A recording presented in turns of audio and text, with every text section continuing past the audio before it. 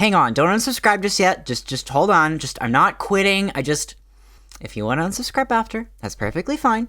But if you don't mind, just hear me out first. Flashback to the year 2012. The song of the summer was Call Me Maybe by Carly Rae Jepsen. President Barack Obama had won his second term of presidency in that year's election against Republican candidate Mitt Romney. A potential disaster period, the end of the 13th Bachan in the Mayan calendar, had passed. And most importantly, I was 8 years old. Hi, many of you may know me as Travis Plush Productions, a variety plush adventure YouTube channel that mainly focused on creating skits and stories with stuffed animals. I am in fact not Travis Plush Productions. I am Tracy Phillips, a 21-year-old woman creating content on the internet. And that is the key difference between what I know about me and what you know about me. You may have noticed that this channel is not actually titled Travis Plush Productions right now, and today I'm here to explain why, and dedicate this video to the history of me creating content online.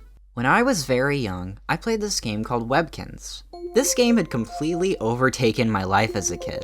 It was one of many in a trend of online flash simulation games targeted at young kids, but it had a very key gimmick attached to it, the toys to life aspect.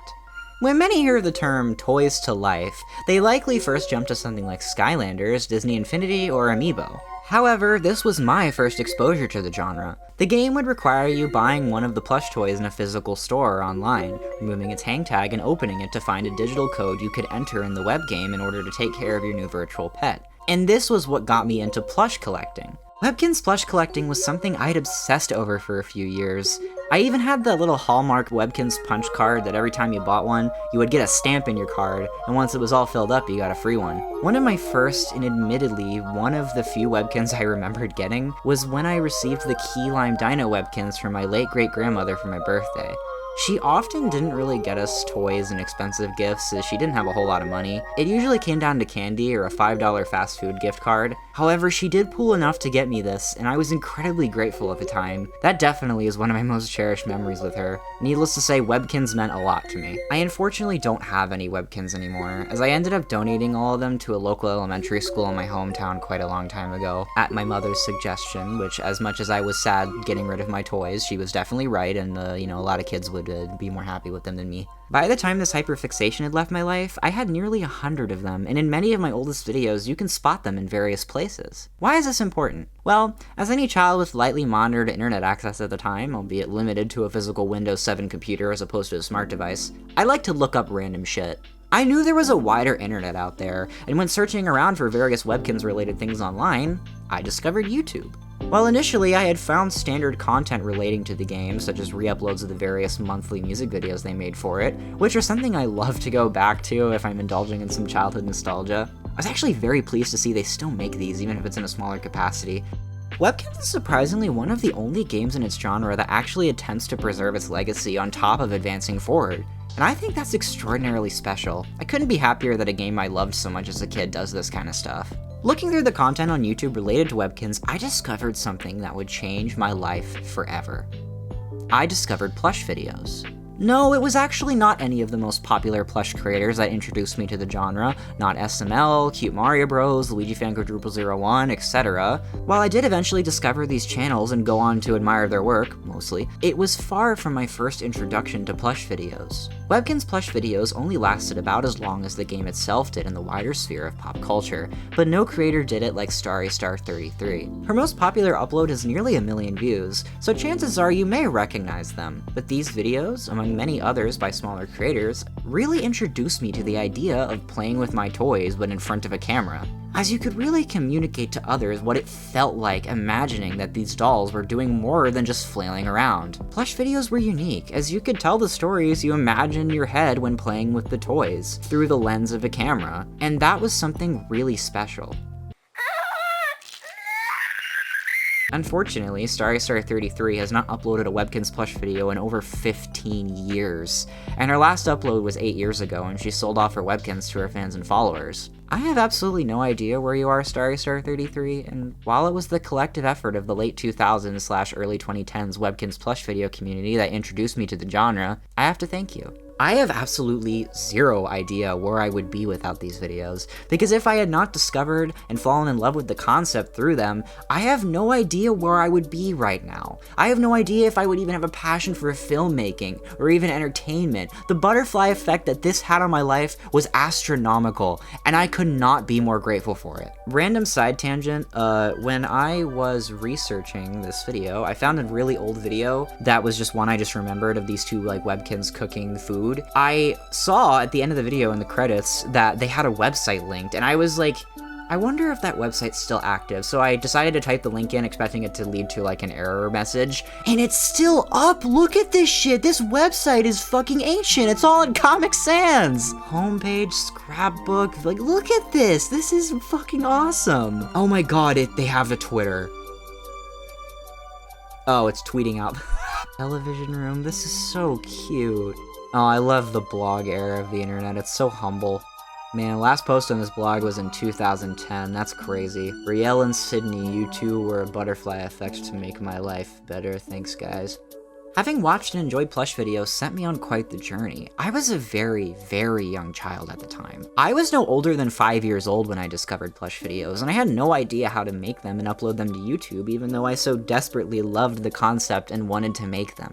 I may have been somewhat smart with technology for my age, but I wasn't to the point where I could easily create a Plush video, nor did I have the resources to do so. However, after various months of begging, in Christmas 2011, I received my very first iPad. And as a smart device does, it permanently changed the way I interacted with technology and became a larger part of my lifestyle. I wasn't glued to it per se. My parents were actually pretty good at monitoring my device time, but it definitely allowed me to interact with tech more. Before then I had a Kindle, and while it couldn't record video, it did allow me to download and play apps. At the time, Angry Birds was becoming a worldwide phenomenon and ended up becoming another part of my plush collecting habits. This had a much larger and more popular plush video scene than Webkinz ever did. Well, my family wasn't exactly poor, we weren't made of money either, so collecting in mass amounts was really hard for me. I'd been watching a ton of claw machine content on YouTube at the time as well, and learned all the little tips and tricks as to how to win with just a few tries. In my local mall, there was a claw machine that contained the good stuff variants of the first set of Commonwealth Angry Birds plushies, and this was how I got them. Over a handful of mall visits, I had obtained the very first set of Angry Birds plushies for less than $20, which at the time was a steal. That was before they were all rigged to hell and back. I swear these things used to be easier when I was a kid, but you'd be hard-pressed to actually win a claw machine these days. I still have most of these to this day, although they aren't exactly in the greatest condition. The birds especially are worn due to the type of fabric they used, and I like to take them in the pool a lot. After getting these plushies, and my iPad, I had all the bare minimum pieces required to make a plush video. I had created my YouTube account in January 2012, however I wouldn't upload for some time. I just couldn't do it for some reason. Even though I wanted to very badly, I needed a spark to push me over the edge. Enter another crucial figure in starting my channel, a Mario Plus channel called Super Dent Bros. A channel with over 58,000 subscribers, they weren't exactly a nobody. Their most popular video has nearly 10 million views, which is far more than even mine. Their plush videos for the time were actually very solid. Well edited and paced with various actors, they got to the point where they were even a part of an MCN called TGN.TV, or The Game Network, which was the second largest MCN gaming network in its prime. Since then, this MCN was acquired by a far larger BBTV, but you can find the link to said MCN in Super Dent Bros channel description still. Needless to say, we were in an era where plush videos started being taken seriously as a content medium. Though they unfortunately have not uploaded a video in over 10 years, this channel had created many iconic early 2010s Mario plush videos. One of their uploads was announcing a Christmas contest for December of 2012 with 3 categories. One of them was making a plush Christmas special where you could win a big 9-inch Mario figure. I'm gonna guess it was this one. And if you'll notice the first words I utter in my very first video. Warning, this is a, Super Dent Bros Christmas. This is for the Super Dent Bros Christmas special. Not sure why I felt the need to warn people about that, but whatever. And through my trials and tribulations of creating my first plush video, I was rewarded with absolutely nothing. Yeah, needless to say, I didn't win this contest, nor did I likely come close. This video, even by the standards of the time, was terrible. It was sloppy, I couldn't keep the camera steady, it's all one take, I think multiple family members walk in and out of the room during it, and I constantly place the camera down, declaring there are quote-unquote technical difficulties as I set up the next scene. But it was a start, and it was my start. It's insane to think about how long I've really been making videos on YouTube. Some of the most iconic and famous YouTube channels got their start the very same year. Mr. Beast, Markiplier, DanTDM, CinemaSins, Jacksepticeye, Game Grumps, iDubbbz, Did You Know Gaming, Joel Haver, Crash Course, fucking Dumb Ways to Die came out in 2012. If you were born in Gen Alpha, you probably don't even know what that video is. Well, actually, I did get in Fortnite recently, so maybe you do. And me. Okay, I'm not gonna suck myself off that hard. I'm not. I don't think I deserve to be in that lineup. For about 3 years, I saw very little success on YouTube, if any at all. And there's a good reason for that. My videos were terrible. They were unedited, I had barely even started cutting during the videos, and I was just too stubborn to properly create them in a way other more successful creators did. Or learn how to. However, at the time it was just a hobby. I was doing it for fun. There wasn't a reason to make them good outside of my own enjoyment. But then a little video game came along that would become one of my lifelong obsessions. Five Nights at Freddy's. While Fnaf wasn't my favorite video game series, that award did and still goes to Sonic the Hedgehog, it's definitely up there. For some reason, I just can't stop being interested and infatuated with the series, the stuff it produces, the stuff others produce about it, and the fandom. You bet I went right to making Plush videos and other content about it, parodies, references, my thoughts on the games, etc. I even took a bunch of random stuffed animals and created a whole collection of Fnaf plushies that were just regular animals with paper and tape accessories. This skill would later evolve into my paper plushies, which was the easiest way to introduce new characters into my videos that didn't have plushies in them yet. I was 12, so I was well within my capabilities to learn to sew at the time, but oh, I was just so lazy. For Christmas of 2015, various family members got me the 3 Sanchi Five Nights at Freddy's plushes released at the time. Freddy, Bonnie, and Foxy. And that moment was when I knew that I could finally make a dedicated Five Nights at Freddy's series for my channel. And this would blow the fuck up. 5.5 million views on my most popular Fnaf plush video, which is just insane. While the video is from nearly a decade ago and still mostly unedited outside of some very minimal special effects and sound design, I do think these videos still have a ton of charm, as I did have a solid sense of humor and timing of jokes. Sure, they were outdated, and haven't exactly aged well, but for the time and being a pioneer of Fnaf plush videos, which was a game series that was massively popular, you can see why it took off and launched my online career. Very few at the time made a dedicated Fnaf plush series, and I was one of the first. By the end of 2016, I was accepted into the YouTube Partner Program at just 12 years old, which is crazy. YouTube wasn't just for fun now. I was in the big leagues. It was my job. It was something that was a part of my daily life. And I kept making videos and they kept doing pretty well. My experience on YouTube would change forever when another plush tuber or plush tubers approached me. They would ask me to collaborate in the comments of one of my videos. These 3 being the Super Warino Bros, Dario, Dreamer, and Nico. I have been familiar with their content for some time, and I was really honored to be approached by them for something like this. These guys had made some of the funniest, well-edited, and well-paced plush videos I'd ever seen, and I really admired a lot of what they made. And they only got better following our 2-parter collaboration. Unfortunately, they haven't uploaded in nearly a year, and haven't uploaded consistently for almost 4. My experience with them is one I'm gonna treasure forever. It was the first time I really got to work with someone that understood what YouTube was and really valued the medium I was in. Granted, I don't want to undersell my lovely cousin Aiden that was featured in a lot of my older videos. Chances are you'll recognize him from the Pokemon series if you ever watched that. Genuinely, I have to thank him for his contributions. Those older videos were a lot of fun.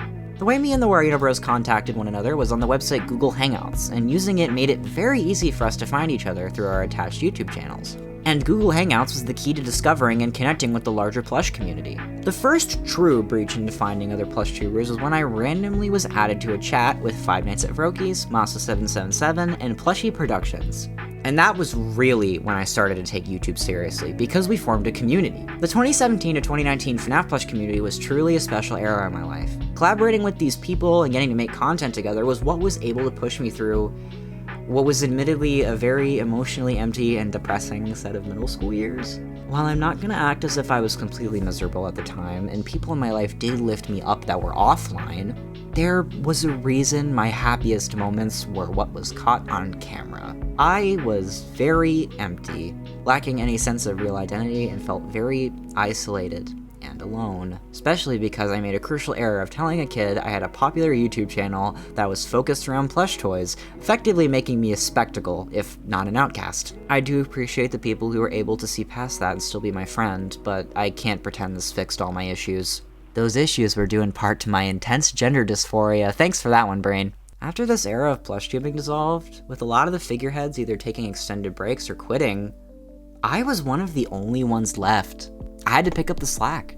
I finally have the resources and skills to truly take plush tubing seriously and create videos I will forever be proud of. Season 5 and 6 of my Fnaf plush series genuinely have my best videos ever in them, and I love them to death. During this era, the channel who was considered the original plush tuber, the Cute Mario Bros, retired back in 2021. I had been watching their content since 2011, and they had made some amazing stuff. Once they were able to pick up the channel again after the release of their third movie, they made some of the best plush videos ever. Hilarious, well-paced, well-written, emotional, action-packed. I loved these guys. I'm not gonna act like I watch plush videos only, like I mostly didn't, but they were one of the creators that I constantly came back to time and time again to watch what they were making. It was really heartbreaking to watch them be mistreated so much by YouTube and effectively cause them to pack it up. While they did get the chance to have a somewhat ceremonious exit, the last plush video they made, it wasn't really a celebration, it was kind of bitter. Of course CMB must have loved making these, or else they wouldn't have felt this way. The bitterness wasn't out of resentment for the content, it was out of resentment for the platform. One that had beaten them down time and time again with demonetization, made for kids restrictions, copyright, etc. It was just sad. I'm happy both Tyler and Kenny seem to be on some amazing creative endeavors. Tyler's in a band called Youth Fountain that makes some awesome music. I genuinely give it a listen if you have the chance, and you can really hear Tyler's musical style when you go back and listen to the original Cute Mario Bros. Pieces he made for the channel. And Kenny, as far as I'm aware, works at Titmouse, an animation studio, which is just so cool to see both of these guys still in creative spaces, because they're so talented at what they do. I was forever grateful when Luigi Fan Quadruple 01, a still current plush tuber, reached out to me and asked me if I wanted to be featured in a tribute collab for the Cute Mario Bros. I happily accepted. It was crazy to see one of the creators I idolized so much as a kid ask me to be in something like this. There were so many figureheads from across the plush tubing scene, and I, of all people, got to represent the Fnaf plush tubing scene. I was so honored.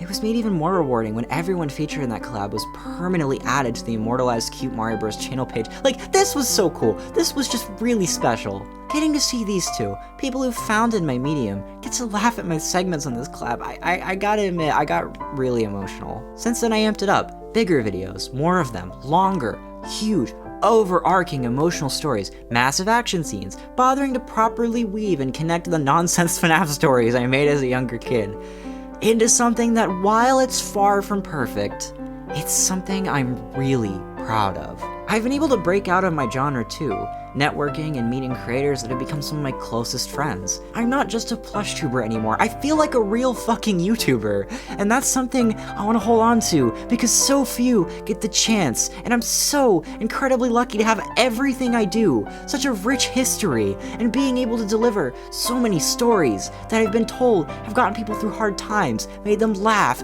made them cry. This is it. This is what being a fucking artist is about. It's about moving people, making something special that will be immortalized far beyond you. It's so much bigger than my life, and I want people to be able to have that special feeling forever. I don't want to ruin it. So far through this video, have I been taking my own history far more seriously than it's worth, in what seems like a really huge ego pull? Yeah, probably, but it's something for me to reflect on for this very simple, underlying reason. Retirement is a privilege. Many creators I talked about in this video, despite making videos that founded my childhood, fueled my passions, and really helped me up the ladder of having everything I'm just so grateful for, have either completely vanished or have had to quit for some arbitrary reason. More often than not, a YouTuber doesn't just get to retire. They have to either quit because they have burnout, something else more important occupies their lives, they want to move on to different things, or they just do something heinous and get canceled into the dirt. Many YouTubers don't get the privilege to retire. End on a note that truly cements their legacy. And it's not that I really care about my legacy outside of what it's done for me, but others do. I've raised people. I was people's childhood, much like many that were mine. Very few get that. My channel is far older than even I was when I started. I've been here for over a decade now. I haven't been Travis for nearly 6 years. If you're somehow still unaware, I am a transgender woman, and I'm not someone that likes to let labels consume me or my life. My identity is a lot more than that. But I can't lie in saying that my channel being named after my dead name doesn't bother me a little bit. Most of my viewers have been so incredibly gracious with accepting my identity despite my channel name telling them the exact opposite. And I don't have ill will towards those that don't. They tend to either not know or they're a child that doesn't understand the concept yet, and that's fine. I quite literally made the conscious choice to not change the name of my channel. I'm not gonna police people on that, because it's just not worth it. And I did in part do it myself, as much as I do appreciate those who welcome my queer identity with open arms. So you're probably asking, why the fuck don't you just change it to Tracy Plush Productions and call it a day? I've had countless friends over the years ask me the same question time and time and time again. So why didn't I? I was scared. It's stupid. It's trivial. But I really respected my legacy. Online, all of my handles were completely different, except for my YouTube. And my Instagram, but I also didn't really use my Instagram that much at that point. I've been scared that if I changed it, even just a little, I was gonna ruin it. My Sona has evolved so much, and transed her gender with me. God damn it, she used to be a fucking Funtime Freddy recolor. And there's a whole character in my original series that was based on that half a decade old incarnation. But I was just still so stubborn about the name. What was it about the fucking name that I couldn't bear to change?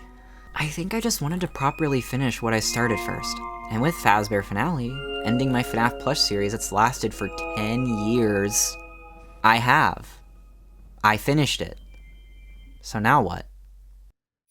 Okay, so we're finally at what I'd consider the update section of this video. I know that that first part was very winded and elaborate, but I wanted to sort of like pitch an explanation as to why I feel like I'm at a bookend with this chapter of my life. I had a feeling I'd get a lot of sad comments from people not really understanding why I'm doing any of this, so I wanted to share my story for people to understand my side. Granted, I'll probably still get a lot of comments like that, but whatever, you can't win them all. My legacy with Travis Plush Productions is done, but that does not mean I want to stop being a YouTuber. Far from it, if anything. For the last 2.5 years, I've been attending college to study experimental film and animation. This was the intention to break out into the industry, but I realized over the course of that I actually really like being a YouTuber. Not to say I don't ever want to work in the industry or that I want to do this forever. Trust me, I have my fair share of creative projects in mind that I want to make, supported by the internet or otherwise. But one of the key things I've been told by my professors is networking is everything. And I have a 200,000 subscriber YouTube channel just sitting there. And I can do literally whatever I want with it. And now more than ever have I networked with such a large creator space.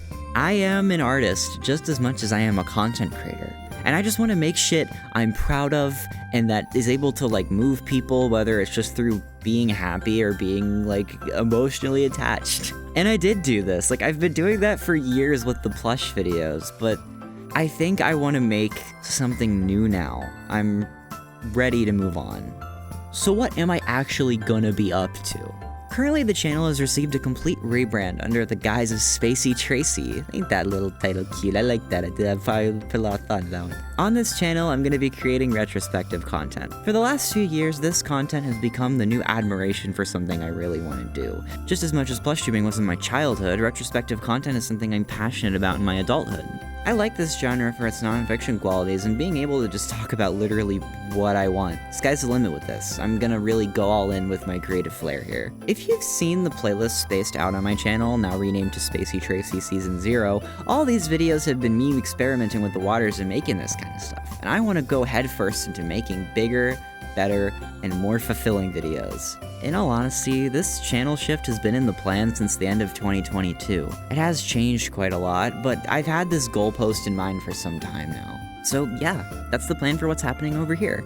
If you want to stick around, I'd really appreciate the support. All my plush videos will remain on the channel untouched. I've also reconsidered a lot and decided to close channel memberships. Thank you so much to the people who have supported me directly. You guys have genuinely been so kind. You get an honorary Rainbow Tracy, here you go. Thank you to Flash Kylo, Mel MM2, Chazington, Rosie ZY, ADV Spring Bonnie, Miles B65, Plushbro123, Quinn Zorian, Janet Carpenter, and The Blue Guy. And thank you to all my former channel members as well. But now, I am moving to Patreon instead.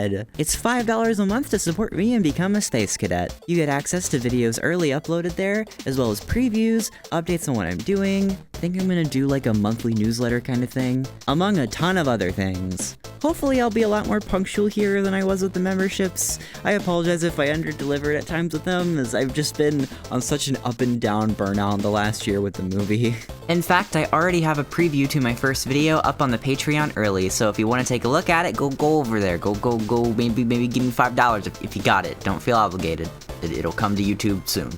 A big reason in swapping to Patreon is that not only do they give me a larger cut of your dollar you're paying to support me, thanks Google, I can upload videos there and you don't have to worry about ads. It seriously seems like the most obvious incentive for something like this, but the $5 a month is more than you'd ever give me in individual ad revenue, so I think my supporters more than deserve it. So to address the elephant in the room, am I quitting plush tubing? Kinda. Let me just show you this.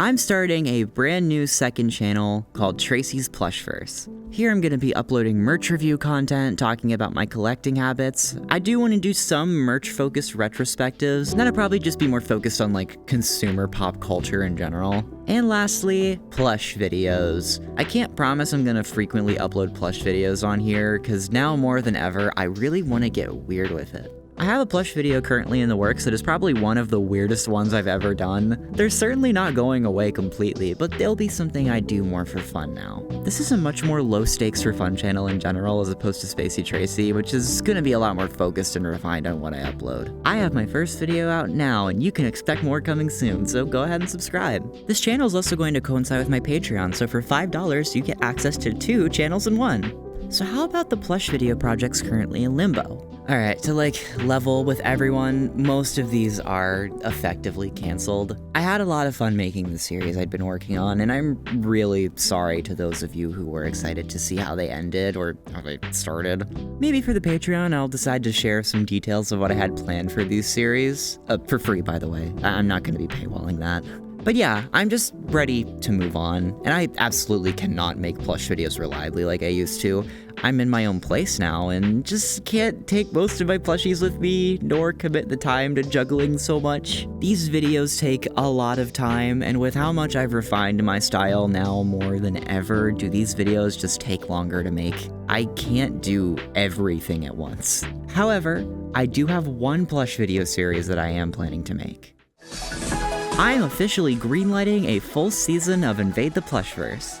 Originally, I planned to release Pyropocalypse, a feature film that was already a compromise to a full season of this show. Originally, I really wanted the story of this film to expand to a full episodic series, especially with it being my only purely original story. I couldn't execute this vision before because these videos just didn't do very well, and it saddened me a lot. On top of the fact that even my main stuff was struggling for a bit there. I love the fanverse story, but unlike Security Breach being the focus of Season 5, Season 6 focused on a part of the Fnaf mythos that isn't nearly as popular, and my performance really suffered for it. I'm still very proud of this season, and I wouldn't change it, but it definitely had some sacrifices to be made properly.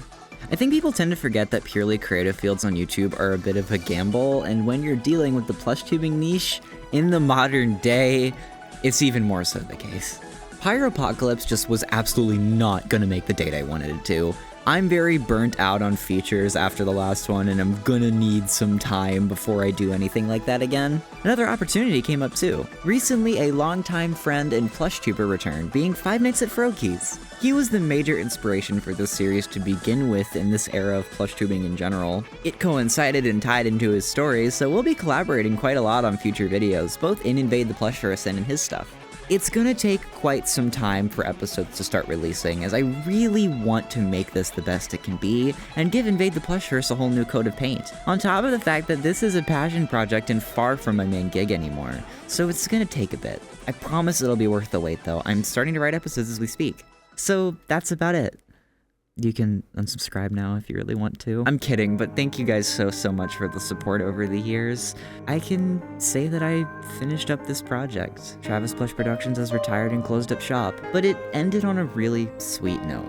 Your guys' comments and letters on Fazbear Finale actually made me a little emotional, so I'm just proud of what I did for so long, and thank you guys, thank you guys. I hope you join me on my future creative endeavors, so stay spacey, everybody. Yeah, well, I've got a dream too. But it's about singing and dancing and making people happy. That's the kind of dream that gets better the more people you share it with. And, well, I found a whole bunch of friends who have the same dream. And it kind of makes us like a family.